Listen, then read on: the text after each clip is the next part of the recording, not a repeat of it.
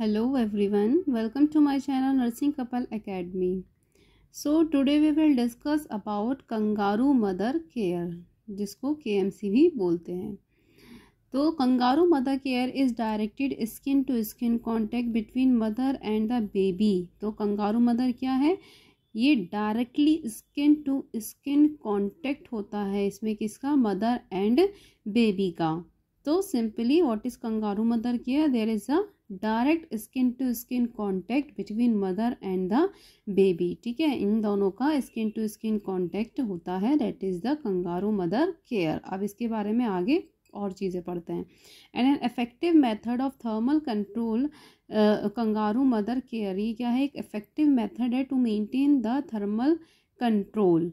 Okay, so kangaroo mother care which is KMC is a special way of caring of low birth weight babies. तो kangaroo mother क्या है? एक special वे है बच्चे को care provide करने का. कौन सी कंडीशन में?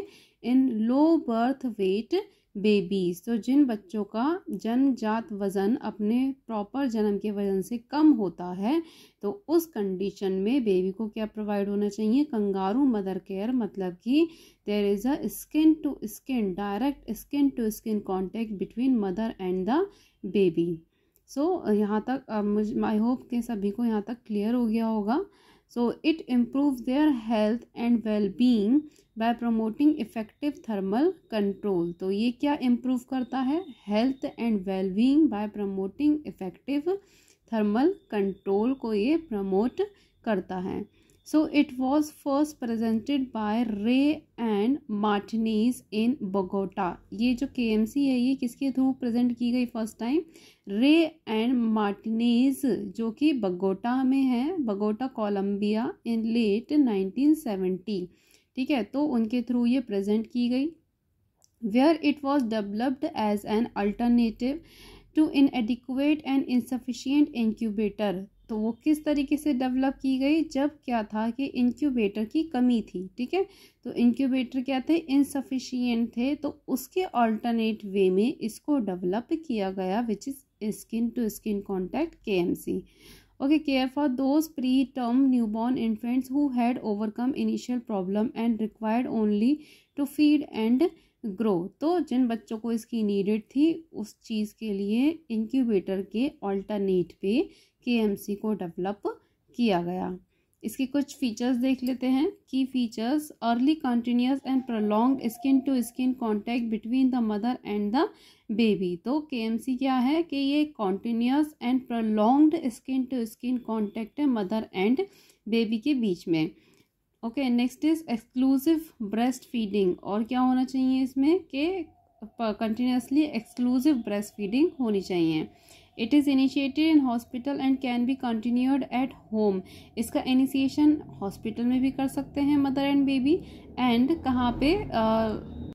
होम में भी कंटिन्यू, घर पर भी कंटिन्यू कर सकते हैं. Okay, next is for kangaroo mother care baby is put to breast is an upright position. Kangaroo mother care provide करने के लिए बेबी को किस तरीके से पुट करना पड़ता है? Put to breast in an upright position. Upright position में ब्रेस्ट की तरफ रखना पड़ता है. Keep the baby in this position for minimum 1 hour in day time. तो दिन के टाइम में बच्चे को मिनिमम 1 आवर तक के लिए इसी पोजीशन में रख सकते हैं. So this is called kangaroo mother care. इसको हम कंगारू मदर केयर क्यों कहते हैं? Because kangaroo also keeps the baby attached to her. क्योंकि जैसे कि कंगारू अपने पेट के अंदर बेबी को अटैच्ड करके रखता है. ओके, तो इसी वजह से इसको कंगारू मदर केयर कहते हैं. मीन्स कंगारू जैसे अपने बेबी को केयर प्रोवाइड करती है, तो इसी तरीके से skin to skin contact maintain करते हुए मदर भी, ह्यूमन मदर एंड बेबी, अपने बच्चे को इस तरीके से केयर प्रोवाइड कर सकते हैं. Okay, so approximately there are about more than 200 newborn units which has facility for providing kangaroo mother care. तो क्या है कि approximately there are about more than 200 newborn units. तो क्या करी गई? अप्रॉक्सीमेटली 200 न्यूबॉर्न यूनिट्स बनाई गई which has facility for providing kangaroo mother care, जिसमें क्या कर सकें? कंगारू मदर केयर की फैसिलिटी प्रोवाइड कर सकें। Okay, so next KMC duration should be extended as much as possible. तो जो केएमसी की ड्यूरेशन है, कंगारू मदर केयर जो प्रोवाइड करते हैं, तो उसकी ड्यूरेशन जितनी चाहे उतना थोड़ा सा एक्सटेंड कर सकते हैं, पॉसिबल फॉर इवन 24 आवर्स। एक दिन में अगर 24 आवर्स के लिए भी कर रहे हैं तो उसको कंटिन्यू कर सकते हैं। Interrupted for changing clothes only, सिर्फ चेंजिंग क्लोथ्स के लिए इंटरप्शन होगा, अदरवाइज 24 आवर्स तक कंटिन्यू कर सकते हैं। तो this is all about the KMC means kangaroo mother care. Kangaroo mother care क्या होता है, क्यों देते हैं, किस तरीके से देते हैं, क्या क्या की फीचर्स हैं, एंड किस वजह से इसको देना शुरू किया है, इसको क्यों कंगारू मदर केयर बोलते हैं। Next we will see when and how to start kangaroo mother care. So immediately after the birth, जैसे ही जन्म होता है बच्चे का, वैसे ही एकदम से जन्म के बाद में प्रोवाइड कर सकते हैं। When the vital signs, pulse rate, respiration, temperature of newborn becomes stable, KMC can be provided to newborn. तो जैसे बच्चे के क्या हो जाते हैं, वाइटल साइंस स्टेबल होने लगते हैं, तो क्या कर सकते हैं हम बच्चे को केएमसी प्रोवाइड कर सकते हैं। Kangaroo mother care is considered to be boon for preterm babies. तो जो केएमसी है बेसिकली वो किसके लिए बनी है, जो प्रीटर्म बेबीज होते हैं उनके लिए ये बनाई गई है। Next we will see whom to give KMC. So मतलब कि जो केएमसी है, कंगारू मदर केयर है, वो किसको प्रोवाइड कर सकते हैं। सो बेबीज विद वेट, तो जिसका जो वज़न है वो क्या है, 1200 के करीब है, 1200 से कम है, तो क्या है, ग्राम से कम है, तो may take days to weeks before which KMC can be initiated. तो इनको क्या कर सकते हैं, केएमसी प्रोवाइड कर सकते हैं। बेबीज विद वेट 1200 से 1800 gram after few days of but कितने लेस देन 18, तो क्या है, तो 1800 से क्या है कम है एट बर्थ, जन्म के टाइम पे कम है, तो उन बच्चों को भी प्रोवाइड कर सकते हैं।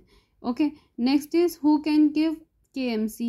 कौन प्रोवाइड कर सकता है केएमसी, मतलब कि कंगारू मदर केयर कौन दे सकता है। So mother can give kangaroo mother care, तो मदर दे सकती है कंगारू मदर केयर बेबी को। फादर और any family member can also give kangaroo mother care other than the mother. तो इट इज़ नॉट नेसेसरी कि सिर्फ मदर ही प्रोवाइड करे कंगारू मदर केयर। जो कंगारू मदर केयर है वो फादर या फैमिली का कोई और मेम्बर भी प्रोवाइड कर सकता है। ठीक है, इसको जनरली एक नाम दिया गया है, जैसे कंगारू अपने बच्चे को केयर प्रोवाइड करती है। ठीक है, कंगारू क्या है, एक मदर है, माँ है, तो जिस तरीके से कंगारू अपने बच्चे को केयर प्रोवाइड करती है, चिपका करके रखती है, तो इसी तरीके से क्या है, ह्यूमन बेबीज एंड मदर का भी क्या करना, एक दूसरे का direct skin to skin contact बना रहना।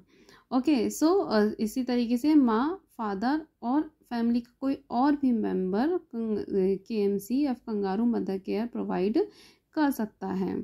Okay, so the process of breastfeeding and kangaroo mother care is interrelated to each other because skin encourages the baby for sucking milk. Kangaroo mother care has the biggest benefit in the reduction of the infant mortality rate.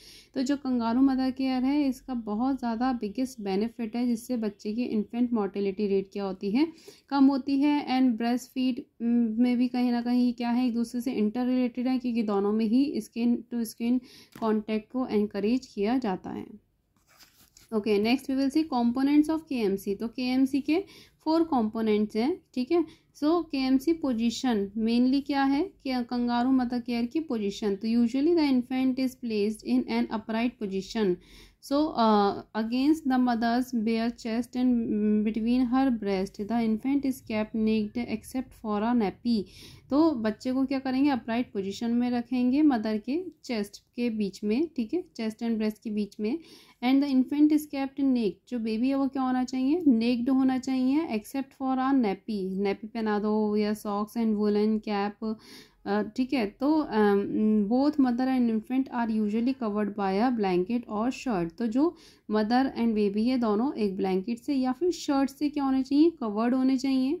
The kangaroo position is also called skin to skin contact. जो kangaroo की एक position है वो क्या कहलाती है, कि skin to skin contact कहलाती है। As much of the infant's skin is in direct contact with the mother's skin. ठीक है, जितना ज़्यादा हो सके उतना क्या होना चाहिए, मदर से इन्फेंट का जो स्किन है वो डायरेक्ट कॉन्टैक्ट में होना चाहिए। ओके, नेक्स्ट कंपोनेंट है कंगारू न्यूट्रिशन। तो exclusive breast feeding on demand, मतलब कि जो क्या होना चाहिए, जो बच्चे की जो फीड है, जब वो डिमांड करे तो उसी तरीके से बच्चे की ब्रेस्ट फीड होनी चाहिए। So exclusive breast feeding on demand with KMC। Most infant are either breast feed or fed expressed breast milk by cup or nasogastric tube. तो कुछ बच्चे डायरेक्ट फीड करते हैं, कुछ बच्चे एक्सप्रेस्ड ब्रेस्ट मिल्क फीड करते हैं, ठीक है, कुछ बच्चे कप में नासोगैस्ट्रिक ट्यूब किसी भी चीज़ के थ्रू क्या करते हैं, फीड करते हैं।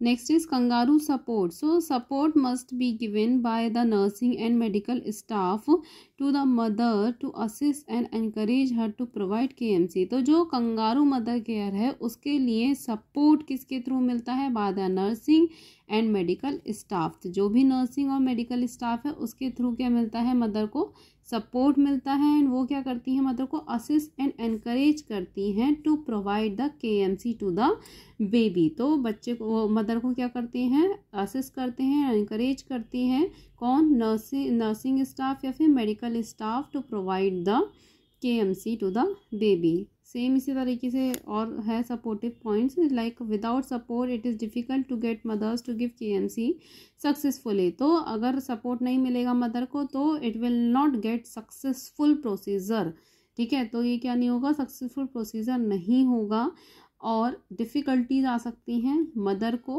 क्या करने में, KMC प्रोवाइड करने में। So pregnant women should be informed and educated about KMC from their first antenatal visit onward. तो जब मदर फर्स्ट एंटीनेटल विजिट पे आती है तभी से मदर को क्या करना शुरू करना चाहिए, एजुकेट करना चाहिए अबाउट द KMC, ताकि वो मेंटली क्या रहे, प्रिपेयर रहे। Next we will see kangaroo discharge. So with kangaroo discharge the mother leaves the hospital with her infant in the kangaroo position and continue to provide KMC at home। तो जो kangaroo discharge की बोला है क्योंकि at the time of discharge जो mother है उसको हम किस तरीके से डिस्चार्ज करते हैं हॉस्पिटल से, उसके बेबी के साथ में कंगारू वाली पोजीशन में ही डिस्चार्ज करते हैं। Continue to provide KMC at home, और घर तक वही पोजीशन प्रोवाइड होनी चाहिए। Okay, so next we will see procedure. तो प्रोसीजर सिंपली वही चीज़ें हैं प्रोसीजर में, जैसे कि remove all clothes and wear a shirt or gown and it should be open from the front, ये फ्रंट से ओपन होना चाहिए। You can also use a hospital gown भी यूज़ कर सकते हैं। Open in front of for kangaroo mother care, और आगे से क्या होना चाहिए, ओपन होना चाहिए वो gown for providing the kangaroo mother care.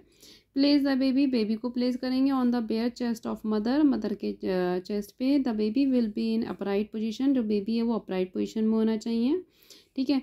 The head should be turn to the one side, जो बेबी का हेड है वो वन साइड पे टर्न होना चाहिए। स्लाइटली एक्सटेंड पोजीशन होनी चाहिए। The position keeps the airway open and allow eye to eye contact between the mother and her baby, ठीक है, दोनों का eye to eye contact maintain होना चाहिए। The baby's hip should be flexed, जो baby के हिप्स हैं वो फ्लेक्स्ड होने चाहिए, अबडक्टेड होने चाहिए।